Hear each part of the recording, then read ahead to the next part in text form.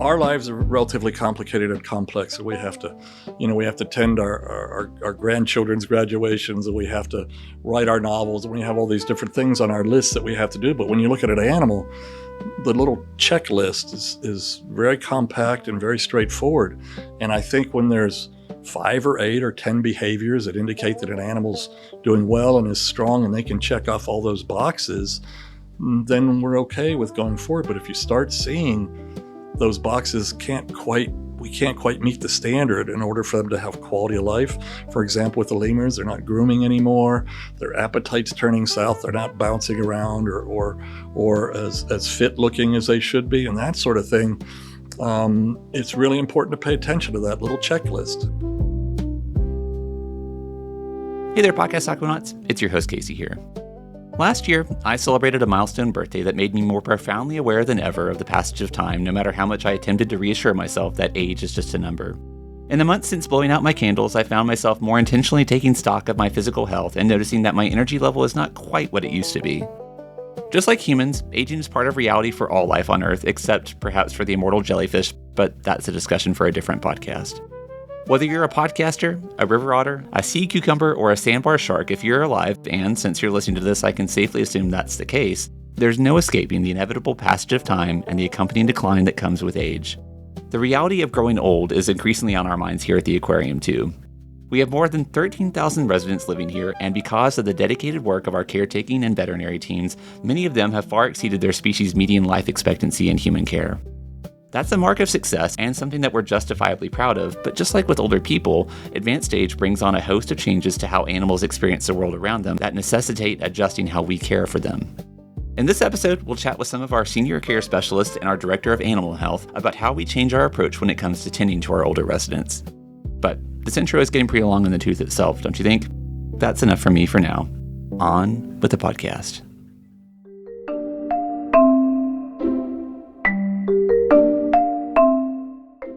Hello, and thank you for joining us for another episode of the Podcast Aquatic, the official podcast of the Tennessee Aquarium. Today, we're going to revisit a topic that we touched on early on in the life of the show in an episode we did with one of today's guests, which was a focus on our veterinary team.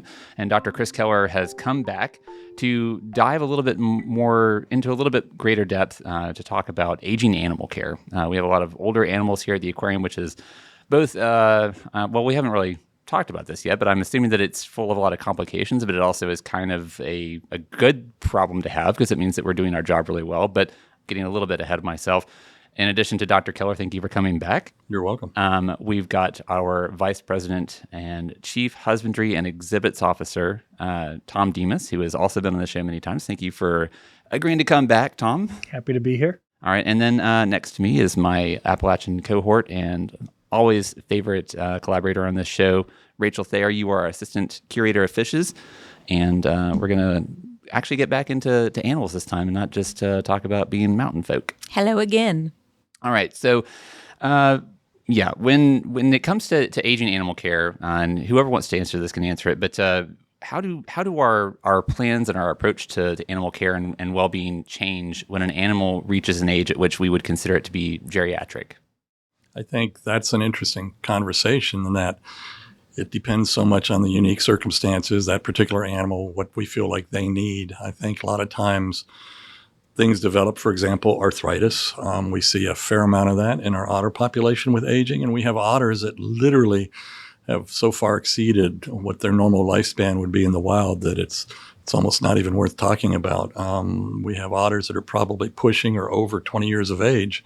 And when you think about that, I don't know whether or not you do the 7 years equals 1 year that you do with dog years, but basically those guys are, they're pushing 100 if you were to make comparisons side by side.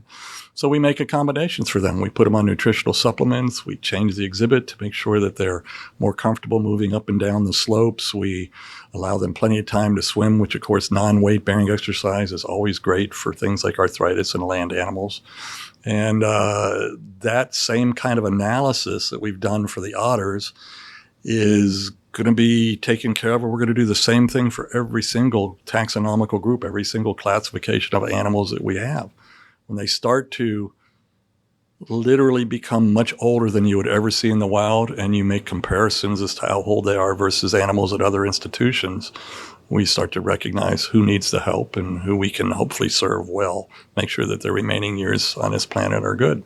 So if you're talking about animals in the wild, then if they were to reach this age, I mean, what would happen to an older animal that started experiencing something like arthritis or some of the other conditions that you just mentioned? They frankly wouldn't survive. Many of the sort of tasks that they have to accomplish in the wild setting, we take care of them, and they don't have to do any longer. For example, seeking and finding their own food, or being presented with denning possibilities, and all those different things are obviously harder for them as they age. So yeah, and there's obviously the same role of predation. When animals can't get away or can't run or can't swim, they're more likely to be consumed, part of the whole food chain. Circle of life. Exactly. So an aging animal then, or an older animal then, being a more commonplace thing, is really kind of a human-born phenomenon. It's not something that you would necessarily see as often in nature. Yeah, I think, when you think about those animals that have survived really, really long time in nature, there's a lot of luck involved. There's a lot of adaptability. There are animals that, for whatever the reason, know how to do it, whatever they're supposed to be doing. And so they do occasionally live much longer than the mean or the average would be. But in the same regard, that's nowhere approaching the kind of ages that we're seeing in some of the animals in captivity. So it'd be kind of like if super centenarians were more common in the human population then. Yeah, exactly. Okay. Yeah. So you mentioned a lot of things that we would do to change how we approach caring for those animals that have reached an advanced age. How do those discussions take place, or where do they take place? Who's involved in them? How do we draft a changed plan of action? And Thom, I want to go to you first, and then Dr. Keller, you can jump back in, or Rachel, you can jump in. Yeah. Well, we do animal welfare assessments on all of the animals here, and we do that quarterly, and we might do it more often if there was a need. And so one of the first things that happens if an animal's welfare assessment comes back as at all questionable, then it's immediately looked into. But it's entirely conceivable, as Dr. Keller was saying, because we're providing them a safe environment where there's not something trying to hunt them, and we're getting them their food that they need. It's entirely conceivable we have an animal well past its mean expectancy that still has great welfare. But when the time comes that its welfare begins to wane a little bit, that's when the extra attention would be made. And those involved would be, generally, that would be called out by the keeper, the person who knows the most about that individual, cares for it day in and day out, and is the one doing the welfare assessments. Probably the very first line of defense at recognizing, hey, something's different. I wouldn't walk up and see there was something different, but they would. The guest wouldn't know, but they would see it. And that's when those conversations start. And then it's about determining at what point do we interrupt their life and try to intervene? And if they're not under duress and they're not in pain and they're not having some sort of chronic wasting or some sort of thing that causes you to think, I've got to do something, sometimes your best course of action is just to let them continue to do well. Yeah, you and Dr. Keller and I have, in previous discussions on this show, kind of touched on the fact that it's better usually to not intervene because of that stress factor, and stress can be such a detrimental thing to push on an animal that it can just accelerate a decline, right? Mm-hmm. Mm-hmm. Yeah, absolutely. And stress is one of those magical words we all like to throw around. Oh, I'm stressed out. But really, if you get down to what we mean when we say stress for the animal, anything that takes it out of its daily balance, right? My heart rate's good, my blood pressure's good, I'm breathing good, and now something's chasing me down the street. All of those things change about my physiology. I'm trying to survive.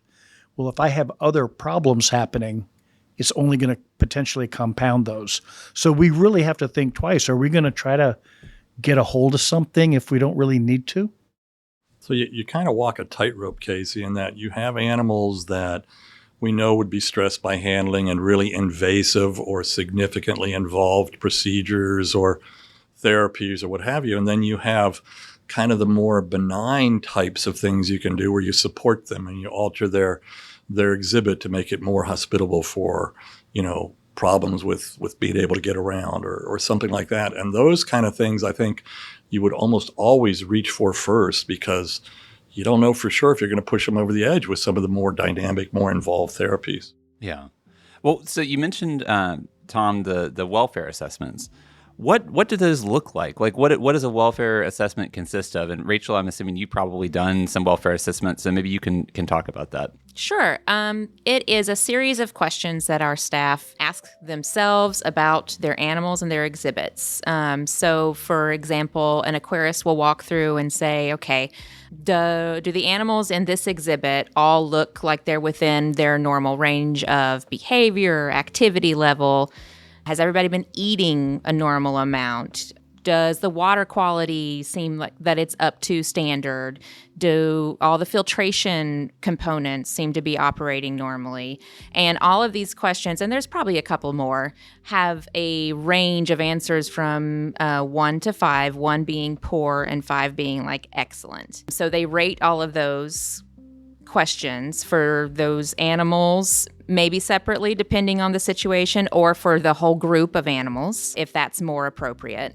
And then they take a look at that, and if it's something that's like, we usually go with, if it's a 3 or less, we definitely need to make some changes, make some adjustments. We need to have conversations and see what we can do to improve that. 4, we need to keep an eye on that, see if we need to do anything next time we go through the assessment. If it stays at a 4, hey, maybe there's some room to improve here. But ultimately, we'd love everything to be 5s, excellent for all of those things. You're aiming for top marks. Yeah.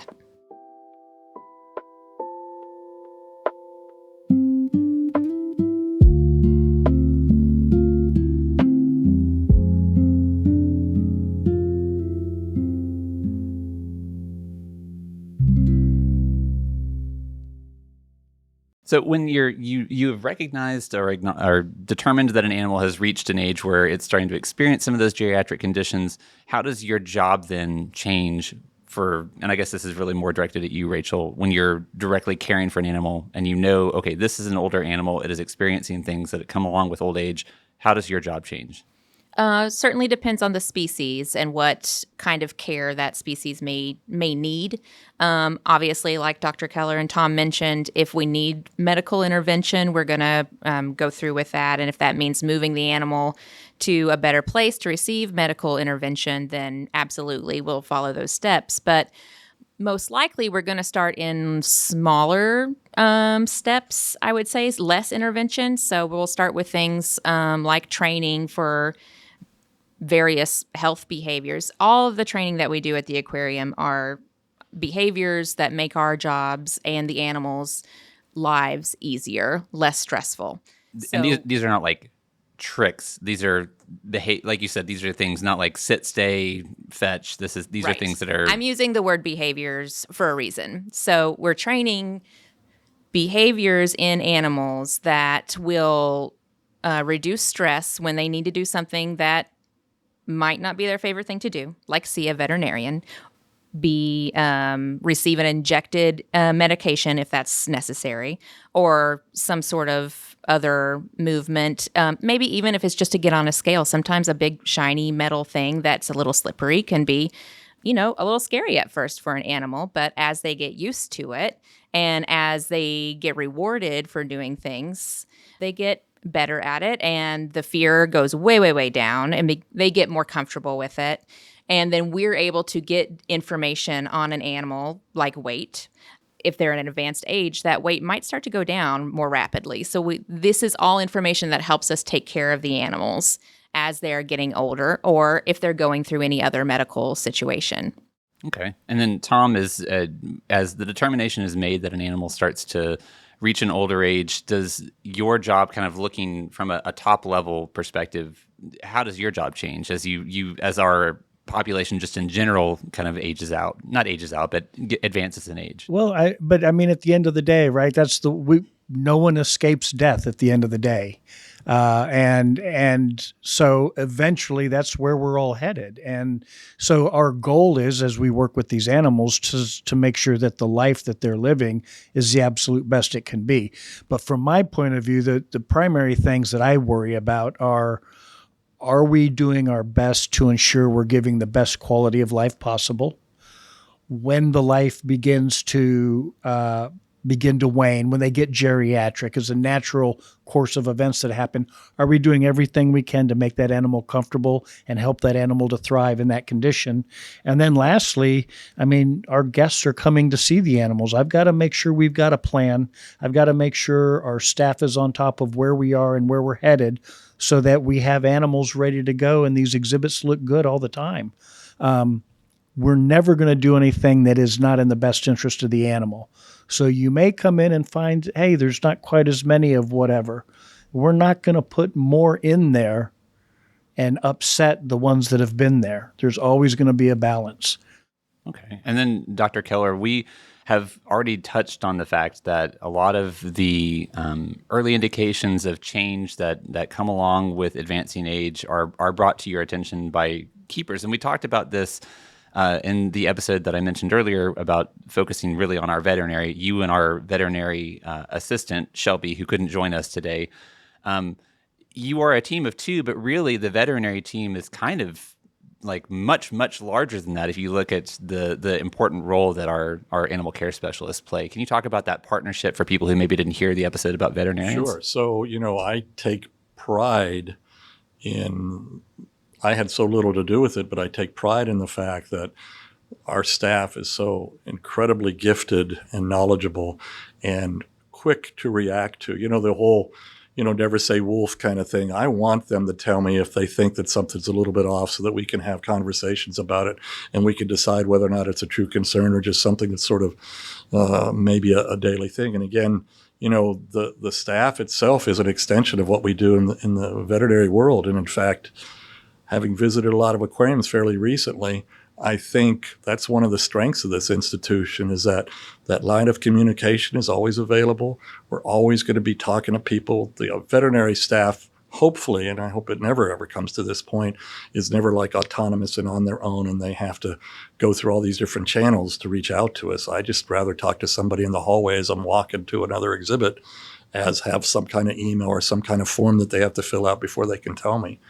And I think that's good because my inclination is to always react if somebody has a concern, even if it turns out that 20 times in a row it wasn't anything that really was a big deal.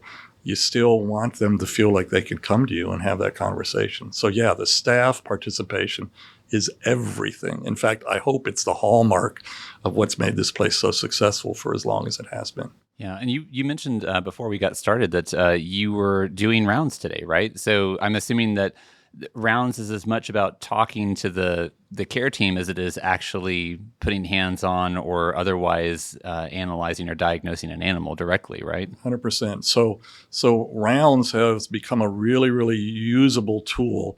Number one, it's really good for staff because it fosters teamwork and it allows for communication across the different team members in a way that we don't have without rounds. And in fact, conversations about what's going on with their animals and the potential that somebody else has experience in something similar, and this is what we did, or, weekend coverage. If there's a situation where animals are we're kind of watching closely and say, for example, the primary keeper is not there on a Saturday, Sunday, the people that will be there are aware of it and can figure that out. The thing about rounds is it's just a very, very positive experience, at least for me and for everybody that I've spoken to that attend them, in the way that we're able to avoid problems because we don't communicate, avoid issues because there's not that team feeling that we really want to have. And again, I feel very strongly that that's maybe not unique here, but it is certainly characteristic of the people that work here.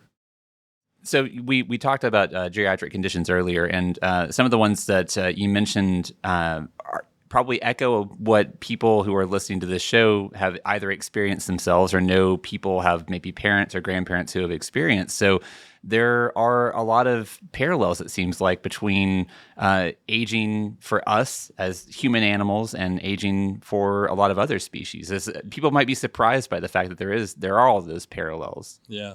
So, and I have the additional emphasis because of the private practice, and people see their aging dogs or cats or other types of pets going through this process of geriatric degradation, for lack of a better term. That's pretty negative sounding, but the truth. Decline. We'll say decline. Okay. So the bottom line is that, our lives are relatively complicated and complex, and we have to tend our grandchildren's graduations, and we have to write our novels, and we have all these different things on our lists that we have to do. But when you look at an animal, the little checklist is very compact and very straightforward. And I think when there's 5 or 8 or 10 behaviors that indicate that an animal's doing well and is strong and they can check off all those boxes, then we're okay with going forward. But if you start seeing those boxes we can't quite meet the standard in order for them to have quality of life. For example, with the lemurs, they're not grooming anymore. Their appetite's turning south. They're not bouncing around or as fit looking as they should be, and that sort of thing. It's really important to pay attention to that little checklist. And if they can't satisfy a certain percentage of all the things that they would do every day to be a lemur, then we have to start looking into how we can help that happen. Or honestly, in some cases, when they're really advanced and they have irrevocable diseases, we have to take matters into our hands and make sure that they don't suffer. There's such a thing as a good death.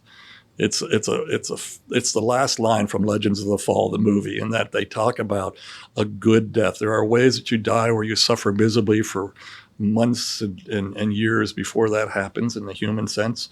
And then there are situations where animals, they just don't need to suffer under our care. And there are ways that we can either make them feel better, or we have the responsibility really to make sure that they have a good death. The Tennessee Aquarium's Podcast Aquatic is made possible by support from the Tennessee Conservationist, the official magazine of Tennessee state parks. Each issue is filled with fascinating stories about Tennessee's native species, rich history, and unique culture. It's also your guide to exploring state parks and planning your next outdoor adventure. Subscribe today at tnconservationist.org.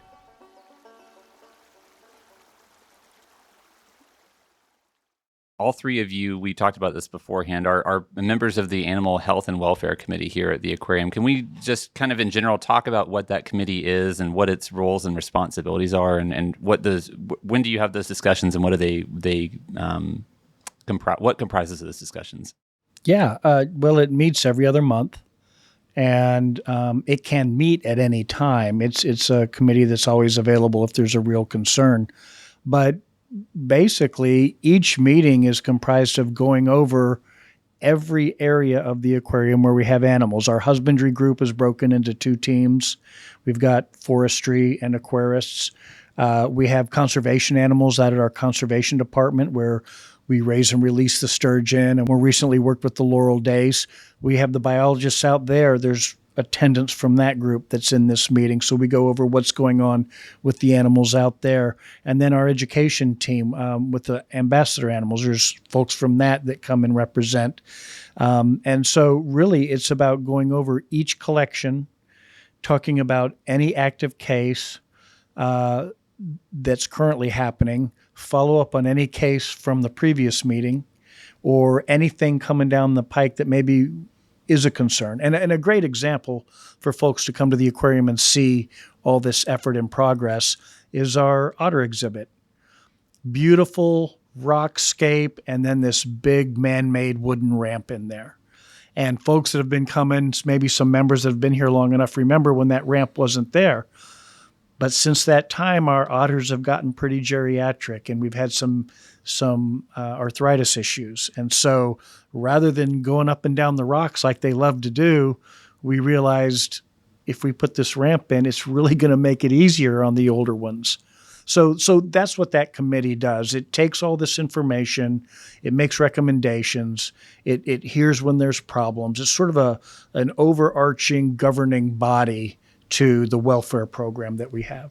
Yeah, and I'm assuming that the discussions that Dr. Keller alluded to for end-of-life decisions, those would happen among the members of that committee. It absolutely, and depending on the animal and the situation, absolutely it would, yeah. Okay. And then in those circumstances, when you have an animal that maybe is older, would the caretaker of that animal who works with them on a daily basis, if they're not a member of the committee on a regular basis, be involved in those discussions? Always. Okay. Yeah, when we have to talk about the welfare of a particular animal or a particular group of animals, the folks who are immediately involved are the person who takes care of it, the curator and or assistant curator of that area. So in this case, if it was a fish, it would be the aquarist over that tank. It would be Rachel and Matt, our curator, and then it would be Dr. Keller. And that would be the core of folks who would look at the animals and make a recommendation. So we talked about of the geriatric conditions that you mentioned earlier, Dr. Keller. People can understand how you can deal with something because of there being those similarities and parallels with human aging. People can understand that if you're diabetic, there are nutritional things that you can do, changes that you can make to your own diet to kind of help to offset that and deal with that. But when we have a mobility issue, you can go out and buy a walker, you can get a scooter if you need to. How do you deal with a mobility issue for an animal? You talked about ramps, Thom. How mobility seems like a very difficult thing to address in an animal, just because for humans at least, it feels like a lot of it is mechanical devices and equipment that we use, braces and walkers and crutches and that sort of thing. So how is it different dealing with those issues with an animal? So it's a little different because you really don't apply that much engineering to it in comparison. There's a lot of conversations we have about supplementation and things that specifically can aid an animal as they age, help them with their physical well-being, whether it be pain, whether it be associated with mobility. We also use anti-inflammatories and different things to help them with the discomforts associated with it. Because one of the things that happens with animals, and it does with people as well, is that when they're achy and sore, the thing that they need most to support that is exercise, but yet they're not inclined to exercise because they hurt. And so a lot of these different medications kind of lift them out of that daily pall that's hanging over top of them where they don't feel well enough to exercise. So we use medications in those circumstances. Interestingly enough, even fishes will respond to pain relief. And Rachel can probably speak to in spades about different things we do with fish where they might seem a little bit out of sort. They've suffered a traumatic injury. We've had something like that. And we'll use medications to help with that. We also use a relatively new therapy, and it's called a cold laser. If you ever go for physical therapy, cold laser is frequently used in those settings, but also orthopedists use them quite reliably. I use it for my arthritis. Yeah, and it has shown, I'll be honest with you, I was kind of a non-believer before we got this thing, but the conversation is that now we're almost to the point where you have to hire a cold laser technologist to just do that because my veterinary assistant is so consumed with making sure these guys get their therapy. And we see bona fide positive results. Fish even receive them. But Rachel? Yeah, I was thinking one of the tricky part about fish is that they are really, really good at hiding when they're in pain or when they don't feel well. So it really takes a keen eye to notice it. But you do notice them slow down. You notice changes in appetite, but you'll notice like literally they're not swimming as fast. Maybe they're not as competitive when it's time to feed. Maybe they're hanging back in the school instead of being right up front with the younger kids who are really aggressive eaters. But yeah, we also have used pain medications on fishes as well. So there's a lot that we can do. I think people would be really interested to see all the medications we do give to fishes. How do you administer medicine to fish? Is it just, I'm assuming if you wanted to do it but in a targeted way, you wouldn't just release it into the water. Are you just... It can depend on the case. So there are lots of good oral options, but there can also be injectables, and depending on the situation and what's needed. That's so interesting. So I think people, and I didn't mean to neglect you, but it's one of those things that I'm glad that you're part of this conversation because just in general, people tend to, I think, understand and empathize more with animals the closer they are to us taxonomically, which is why you get such a disparity of compassion, I feel like, among the general population for things like fish compared to things like a panda or a dog or a tiger or something that has a body shape that is more or less similar to ours. Right. We don't have fins, obviously. So the further you get from us, the harder it is to empathize. And so if you think about an older animal or an animal that's maybe hurting, it's easier to see like a limp in an animal that has limbs like we do. It's harder, I think. It's maybe a more skilled, a different skill set, like you mentioned, to notice those things in fish. I'd never really thought about it before. Well, and again, our staff are responsible for everything from primates, somewhat related to us, all the way down to things that don't move, like corals, anemones. There's some sponges in some of our exhibits. So, I mean, the whole kingdom represented here of animals that we're responsible for their care, their health, their welfare, day in, day out, their entire lives here at the aquarium.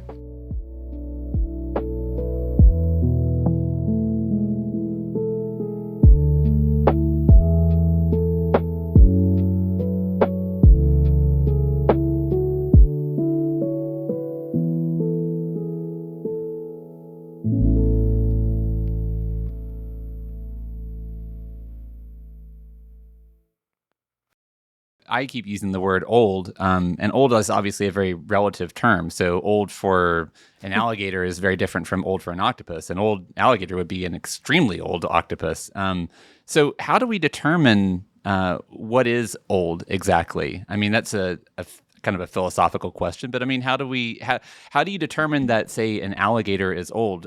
We talk a little bit about median life expectancy among AZA institutions is kind of the go-to term that we use when we're talking about an animal's life expectancy. So is it kind of a byproduct of groupthink of between institutions that care for these animals to determine what is old for a given species? Well, I think, and you guys please disagree with me if you do, but I think it's almost like a reverse engineering kind of question. I don't think of my fish or my lemur or my otter or my penguin as old until I begin to see some level of decline and I have to compensate for it being old. Or maybe at first it's like, oh my gosh, so-and-so's struggling a little bit. What's going on? And well, how old is that animal? And then we look it up and it's like, oh my God, it's 23 years old. How long do they normally? Oh, they only live about 17 years in the wild. No wonder. Okay, we're beginning to see decline. What's our plan? So I don't know that we look at it and think, oh, well, that's old. What's our plan? I think we notice that like they continue to thrive well beyond how long they would live. And then when we start to see they're a little out of character, and then we realize, oh my gosh, they've really gotten old. What's our plan going forward to make it the best it can be? Does that sound accurate? It's like reactive terminology. You wouldn't just... In that sense, right? Because, I mean, I'm not going to go in and give an injection to you because you're old. I might welcome it, honestly. These days I feel extremely old. Maybe you and I are bad examples, right? But, I mean, right, you're not gonna take your dog to the vet because it's old. You're not gonna do something to your dog just because you're going to look at your dog and be like, hey, Fluffy's sleeping more. What's going on? Let's go talk to the vet. Hey, my dog's not eating all of his food for a few days. He never doesn't eat all his food. What's going on? Right? So you notice a change.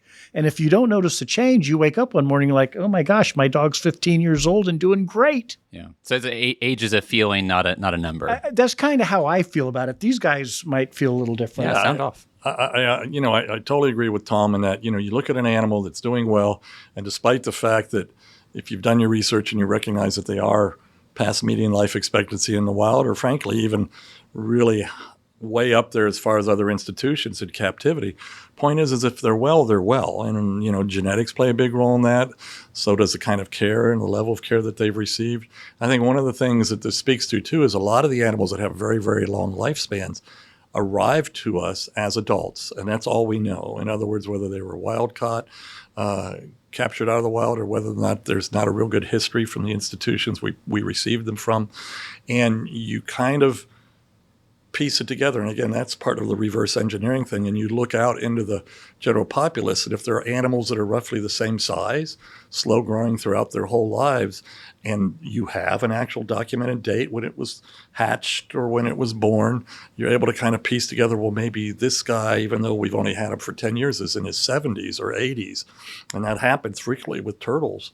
You start thinking about how long their lifespans can be. So it's a really difficult thing to put labels on it unless you kind of join that with what Tom's referring to, that, well, they act pretty young to me. They're still doing their thing. I don't care what the years are, what our calculations mean, or even what the birth date was when you look at them and say, hey, I hope I'm that good when I'm that age. That's true, because there are 70-year-olds who can't walk a mile, and there are 90-year-olds who run marathons. I think it's there's a couple of things that both of you have touched on that are really important. One is that, we do try to find data on what is a normal life expectancy for various species, but again, things that live in human care are far out surpassing wild life expectancies for good reason, because they're getting health care, they're getting great nutrition, they're getting care. So we can kind of use wild life expectancies, but there's a lot of species we work with that there's no data on. People don't know. They haven't been following them long enough to get a really good idea of what life expectancy is for that species. So then we probably would ask other institutions, and then we have an idea.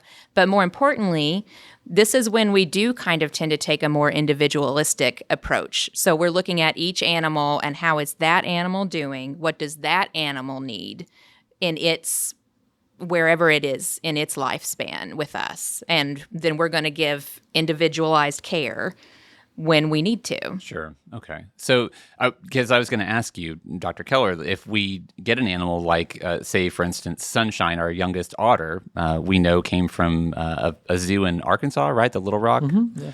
And we know exactly how old Sunshine is.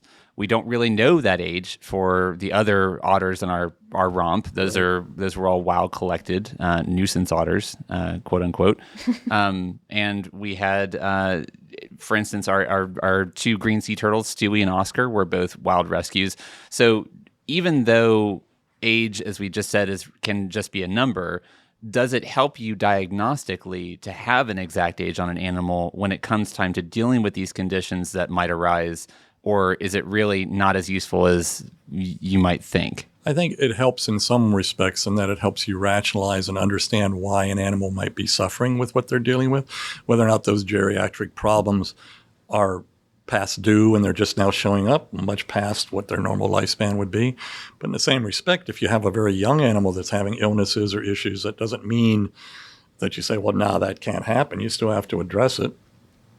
And very rarely, but occasionally, captivity itself is probably part of the reason why an animal might be much more ill than it should be at an age. I mean, when we acquire animals that have been in, homes with poor husbandry and haven't had the science behind it to really care for them effectively, those animals, you can see it the minute you get your hands on them that they have aged well beyond their years because they didn't receive the nutrition, the handling, the conditions, the environment that really helps them thrive. So to be clear, you're talking about animals prior to coming to us. Yeah, exactly. Okay, yeah. So no. Not human care here, human care and other scenarios. Right. Sorry if I didn't make that clear. Because, again, going back to my private practice scenario, one of the primary disease that I deal with non-cats and dogs, and to some extent cats and dogs, is because owners didn't know how to take care of them. That is a disease in itself. And when you see animals that they've invested a good amount of money in purchasing or setting up their environments or whatever, they commonly do things in a way that just doesn't make sense. And one of the ways that I always look at animal care, specifically animals that zoos and aquariums might harbor or exotic pets in a household situation, is you don't read stuff off Google, you don't get a book, you don't do any of this or that. What you do is you try and look at where they come from, their natural history. What do they do there? What do they eat? What are the conditions like there? What are the temperature ranges? What are the humidity issues? How much sunshine is there? All these different factors that go into making an animal live well, because in general, Mother Nature does a much better job caring for animals than people do.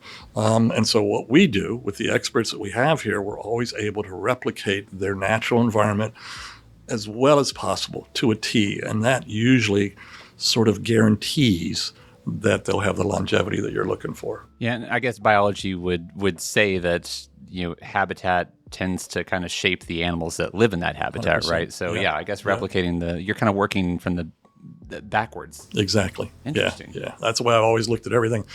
And even when I've got a group of students in front of me, that's the thing I'll always tell them. I said, if you're working on an animal that's come into your practice, or if you're at a zoo and aquarium, and you don't know where they came from, or you don't know the background, you better ask somebody. You better find out so that you can treat them appropriately. Yeah, because and this is calling back to the other episode that I suggest you listen to if you want to really, really dig into just the general approach to being a veterinarian at an aquarium.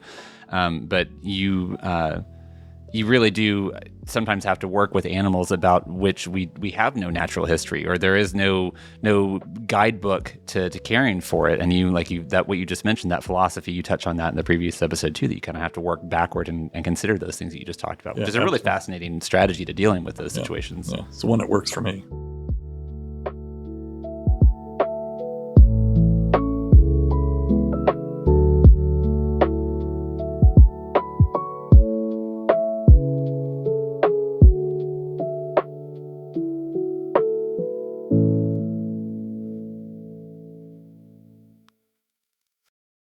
So in general, as we look at the population of animals in our living collection, so our residents here at the aquarium, we have more than 13,000 animals, at least the last census that I read was 13,000 plus, and that's hundreds of species.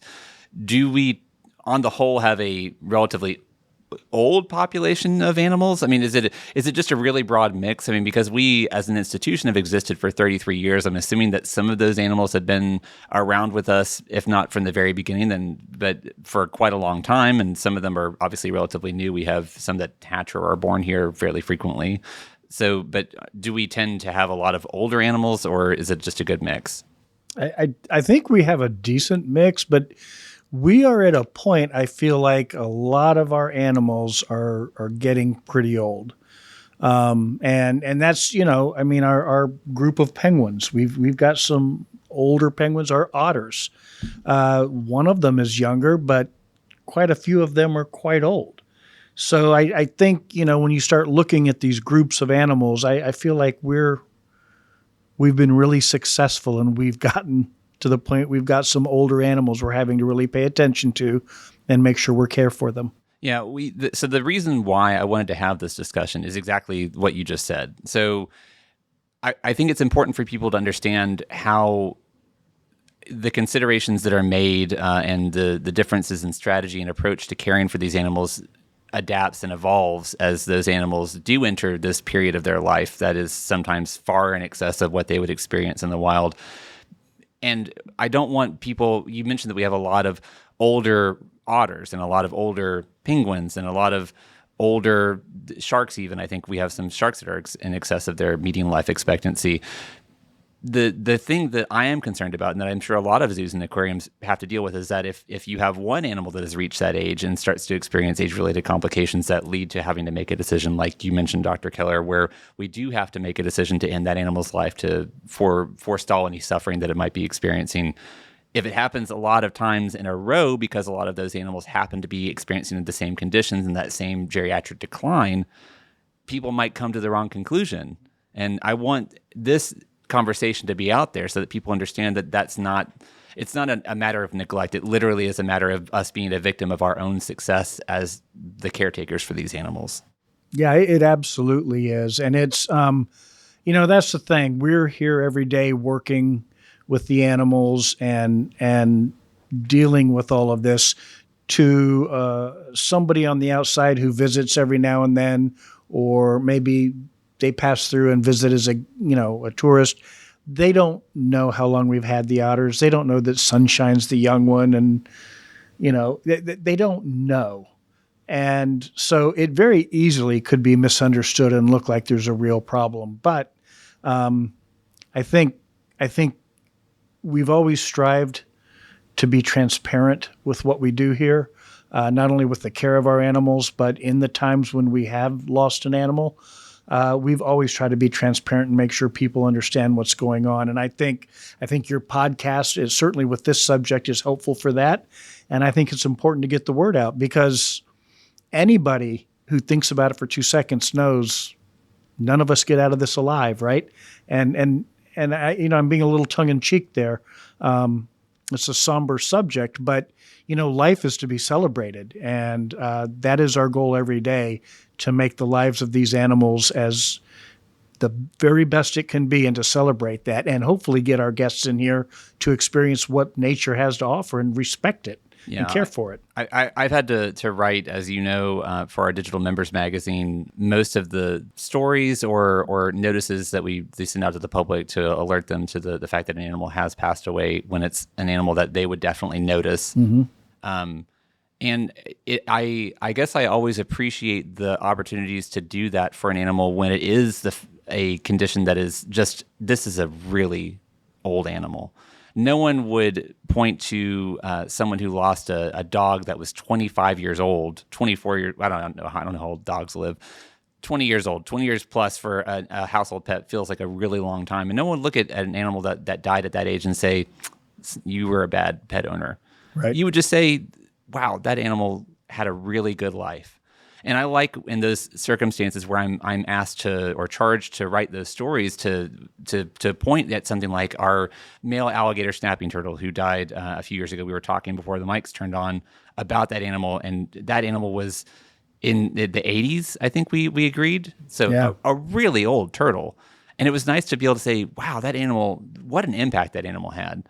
I mean, it lived for 30 years with us, or for so many years with us, and it touched so many lives. And people sometimes, ask about, why do zoos and aquariums exist? And it's so that these animals can serve as these amazing ambassadors for their wild cousins. And think about how many lives an older animal has had an opportunity to touch. I think that's just, I love those opportunities. As much as sad as those days are, the chance to really celebrate those lives is something that I really hold pretty close to my heart and feel very privileged to have the opportunity to do. Well, and that's why we do everything that we're doing, right? It's easy to look at the Tennessee River and not think about all the stuff that's below the surface. People drive over it every day on their way to work. They might not even notice they're above the river, let alone if they do notice it, are they thinking about what's living in it or relying on it for survival? And so if we can influence folks that come here and appreciate what they're seeing and remind them, hey, your actions make a difference every day. If I can make a difference in how many plastic bags you're using and throwing away, if I can make a difference in how you're managing your recycling and I can make a difference in nature. And that's really what this is all about. So, Rachel, you work day to day really closely with a lot of different animals, and you oversee directly a lot of people who work closely with those animals. Can you talk about emotionally? There's a lot of investment on the part of the people who care for these animals in just caring for them, literally emotionally caring for them, in addition to actually taking care of them physiologically. So, where is your heart and your head at when you're talking about tending to an animal that is advancing in age and you're starting to see some of these conditions start to show up? I mean, we all have elderly relatives who we kind of see this mirrored in their lives. So what is it like to care for an animal that has reached this part of its life? It's not for the faint of heart. It is hard work. It is emotionally taxing. But people are drawn to this field, to this job for certain reasons, because they often put the animals ahead of themselves. So when they come into a situation in which an animal is not doing well or is just on its natural path towards the end of its life, but their caretaker is realizing that, every day they come in, they're still giving all they've got to that animal. And it's starting to weigh on them as the keeper, for sure.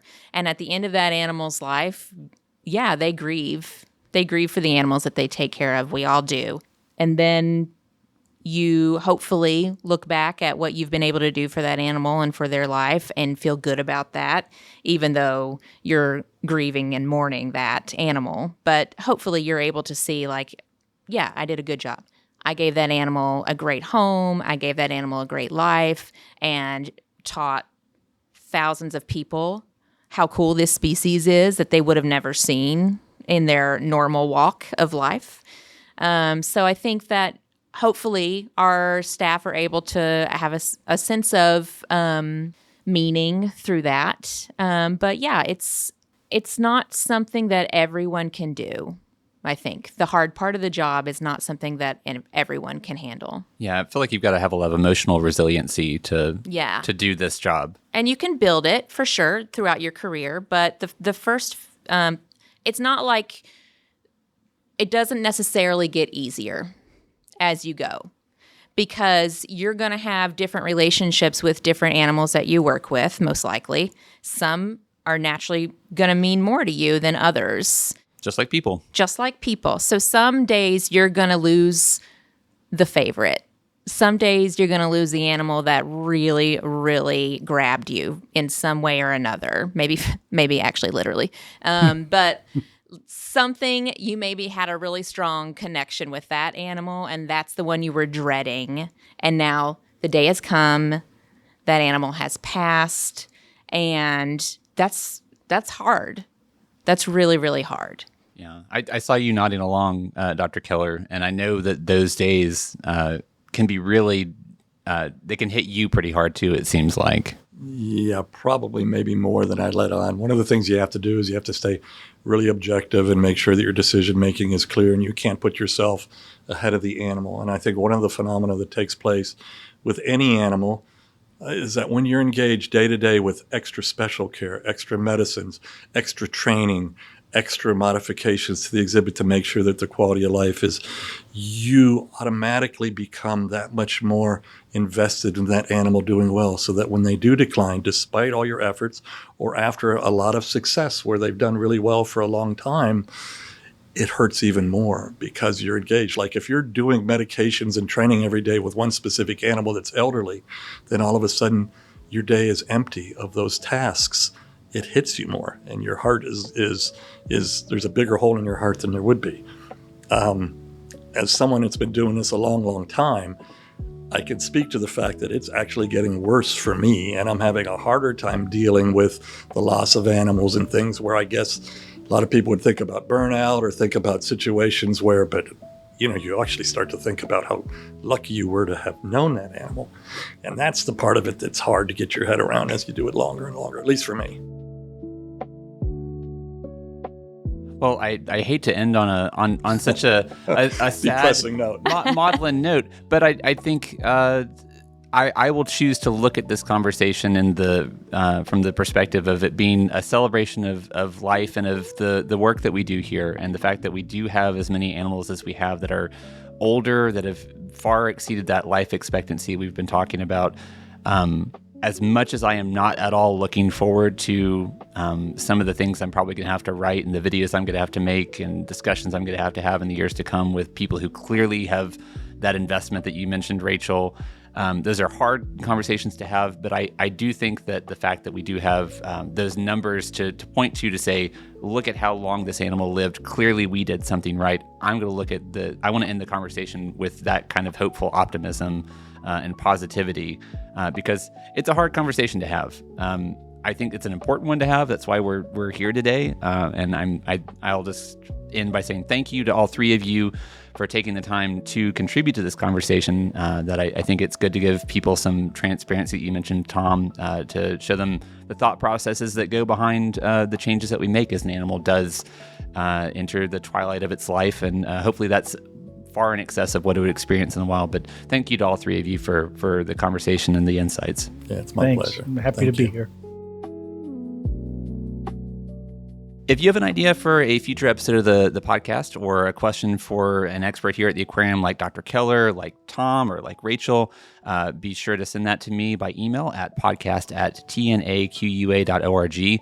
And while you're online, if you go ahead and write a review or leave us a rating on your podcast platform of choice, those are really great ways to support the show and improve the reach that we have by the algorithms, the whims of the algorithm, I guess, that help us to be heard by more people and have more people understand the important work that's going on here and the care and attention that these animals receive on a daily basis.